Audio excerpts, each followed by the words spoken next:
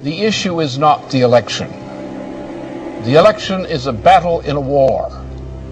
It is not something unto itself. The result of this election in itself is a matter of indifference.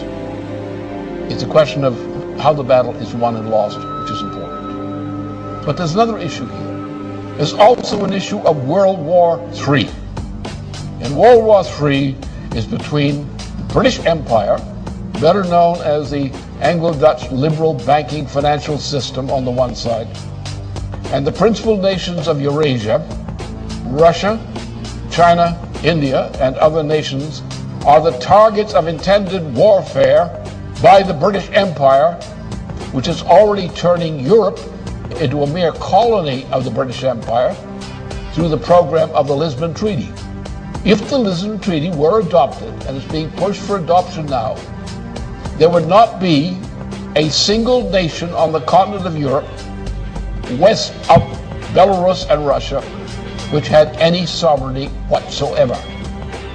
The British Empire would control the entirety of that region of Europe, from Portugal to the borders of Belarus and Russia, as a puppet of the Anglo-Dutch liberal financial interests. It is those interests represented in the United States for a long time have taken over control of the US dollar, control of the United States. Now they're moving in for the kill. The same cartel that put Mussolini into power in Italy, the same cartel that put Hitler into power in Germany. And we're now at the brink of something like a Hitler power taking over the United States. If they grab the United States, then they will grab all of Europe under the Lisbon Treaty. If they control the United States and the parts of Europe under the Lisbon Treaty, then you will have an actual fighting war emerging on this planet. You will have dictatorship. You will have mass starvation. The elimination of whole sections of the population of parts of the world through starvation. And that's part of the British program. It's the food war. That's the situation. We're not dealing with an election. We're dealing with whether there is in the United States, in the top layers of society, the moral fitness to survive. And so far the vote is in the leadership of the Democratic Party and the Republican Party, neither is morally fit to survive. They're as unmorally fit to survive as the people who backed Mussolini and backed Hitler back in the 1920s and the 1930s. And if we allow this to happen, we will get the same kind of treatment that the victims of Mussolini, Hitler, and so forth suffered. That's where we stand.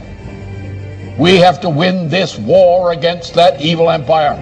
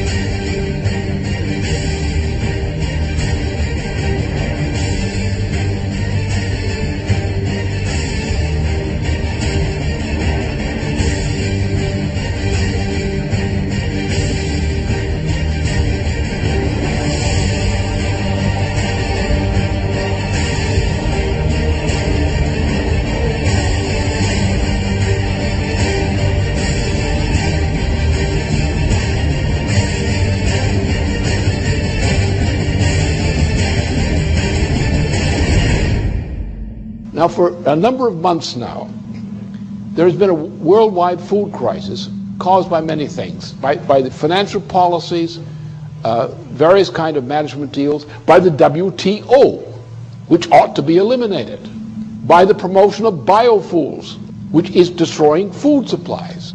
This biofuel program is a gigantic swindle for which there is no possible justification. None. The justification comes out of the World Wildlife Fund of Prince Philip.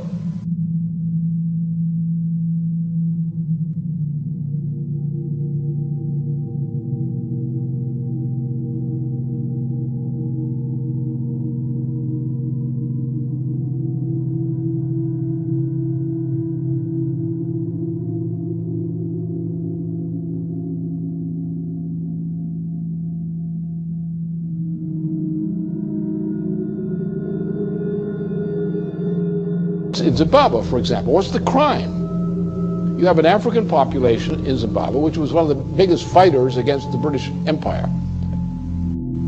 They're not allowed to develop their own territory because London, by various mechanisms, prevents them from doing so.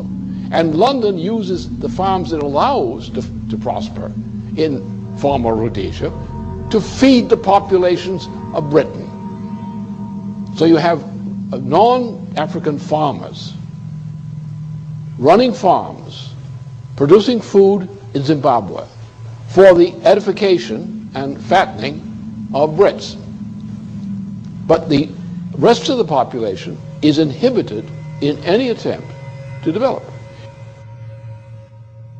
What they've done is they've taken industries, manufacturing industries in particular, agriculture in particular, and countries which were good agricultural producers or good manufacturing producers have been stripped of those industries. Those industries have been taken to populations where the lower 80% of the population is illiterate. So you have colonies of manufacturing in countries in Asia, Africa, and so forth, South America, where the people, the 80% of the population, does not participate in the economy. You have areas which used to be food-producing areas which no longer produce food. Because what you're having is a world dictatorship under the name of globalization, better called the new Tower of Babel, in which the cultures are being destroyed as the United States is being destroyed, as Germany is being destroyed, as Italy is being destroyed, as France is being destroyed, and the attempt to make war on China, India, and Russia. And that's the intent of the British Empire. Nothing less than destruction and breakup of China, the breakup of Russia, the breakup of India. That is the policy of the British Empire now. This is what the game is. And if this game is not stopped, I can tell you there'll be no planet. But then come back to the food question. If you want to get the American people and other people of other nations up on their hind legs, acting like free people rather than battered slaves, tell them their food for tomorrow morning is not there. That activates popular resistance more than anything else. We are now in such a situation. For many parts of the world, the lack of food is an immediate reality. There is a growing explosion throughout much of the world over this food shortage issue. The rate of food shortage is increasing because the stocking from various food stores, annual stores, has been already delivered, and there's not enough. So as the fact of the empty warehouses and equivalent forms of supplies, as these things go down without food, the food crisis is going to accelerate. And you're going to have not only other parts of the world, but also American citizens who are now faced with the threat of death by food shortages. So therefore, the issue here is not the election result. The issue is not the president. Obama is not competent to be a president. There's none of the makings of competence. They don't want Obama. They just want to use him to destroy Hillary Clinton. That's all. Once they destroy Hillary Clinton, they'll get rid of Obama. That's their intention. And their intention is to bring in a fascist regime in the United States, a presidency which will be in effect a fascist regime, which will cooperate with the British and bring the United States into alliance with the United Kingdom or the Anglo-Dutch liberals. Not all Brits are for this, by the way.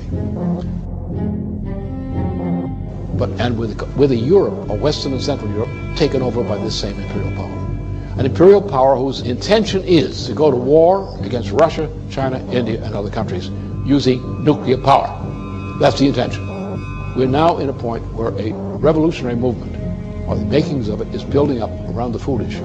And therefore, those who triumphed yesterday are not going to continue to triumph for long. The result is either we win and restore the kind of government we require in various nations and among nations, or this world is going to go into hell because the crisis won't quit.